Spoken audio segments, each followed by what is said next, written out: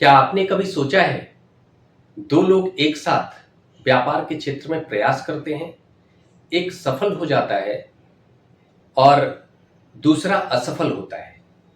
दो विद्यार्थी एक साथ आईएएस बनने की तैयारी शुरू करते हैं। दोनों समान बुद्धिमान हैं, लेकिन एक आईएएस बनकर सफल हो जाता है और दूसरा असफल होता है।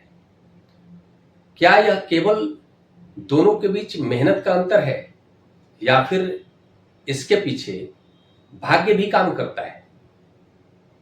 और अगर भाग्य ही सब कुछ है तो फिर मेहनत क्यों करें? और अगर मेहनत ही सब कुछ है तो फिर जन्म कुंडली की आवश्यकता क्यों है?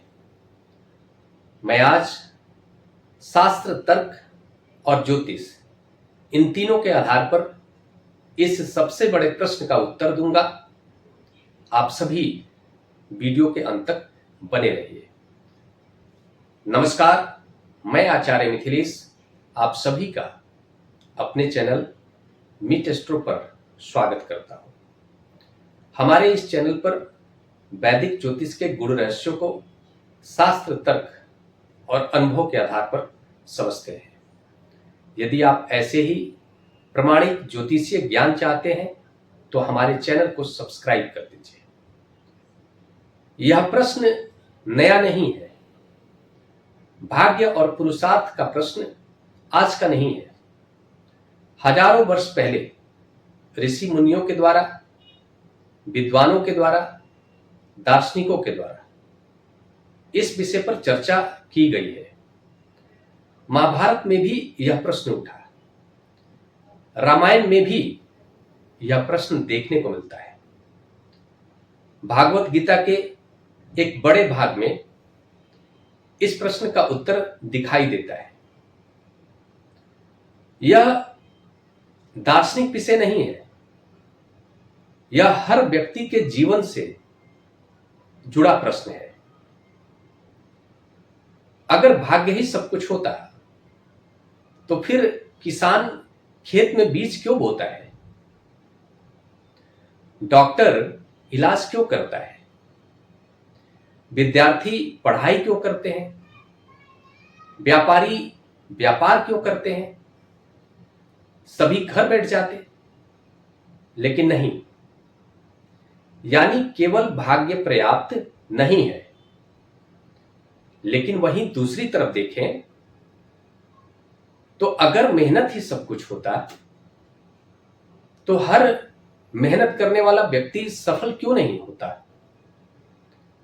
दो दुकानदार एक साथ व्यापार करना शुरू करते हैं, एक सफल होता है और दूसरा असफल होता है।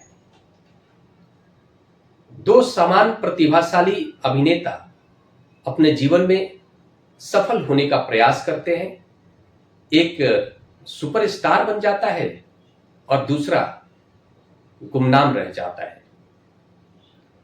यहीं से भाग्य की भूमिका प्रारंभ होती है। भाग्य और पुरुषार्थ एक दूसरे के विरोधी नहीं है, वे एक दूसरे के पूरक हैं। जन्म कुंडली बताती है कि किस क्षेत्र में अवसर मिलेगा, किस क्षेत्र में संघर्ष करना पड़ेगा, कौन सा समय अनुकूल है और कौन सा समय धैर्य मांगेगा। और इसीलिए ज्योतिष को समय का विज्ञान कहा गया है। मान लीजिए दो किसान खेती करते हैं, जिसमें से एक किसान उत्तम क्वालिटी के बीज को सूखे समय में बो देता है और दूसरा किसान सामान्य सा बीज सही समय पर बोता है। तो फसल किसको अधिक प्राप्त होगा? यही अंतर है भाग्य और पुरुषार्थ में। भाग्य मौसम है, पुरुषार्थ बीज है, और दोनों जब साथ मिलते हैं तब जाकर भरपूर फसल प्राप्त होता है। भगवान श्री कृष्ण ने गीता में अर्जुन से यह नहीं कहा कि सब भाग्य पर छोड़ दो। उन्होंने कहा कर्म करो, लेकिन यह भी सत्य है कर्म का फल समय आने पर मिलता है और उसी समय की पहचान कराने में ज्योतिष सहायता करता है। भाग्य और पुरुषार्थ दोनों एक दूसरे के पूरक हैं। भाग्य अवसर देता है और पुरुषार्थ अवसर को सफलता में बदलता है। भाग्य आपके सफल होने का रास्ता खोलता है, लेकिन उस रास्ते पर चलना आपको ही होगा। भाग्य और पुरुषार्थ एक दूसरे के पूरक हैं। निष्कर्ष यह है कि भाग्य के बिना पुरुषार्थ अधूरा है और कभी कभी पुरुषार्थ भी उचित समय के अभाव में संघर्ष करवाता है और इसीलिए एक बुद्धिमान व्यक्ति अपनी मेहनत सही दिशा में सही समय पर करता है।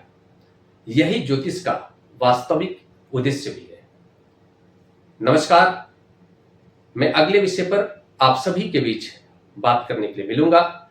मैं समझता हूं कि आप सभी को इस प्रश्न का उत्तर मिल गया होगा। नमस्कार।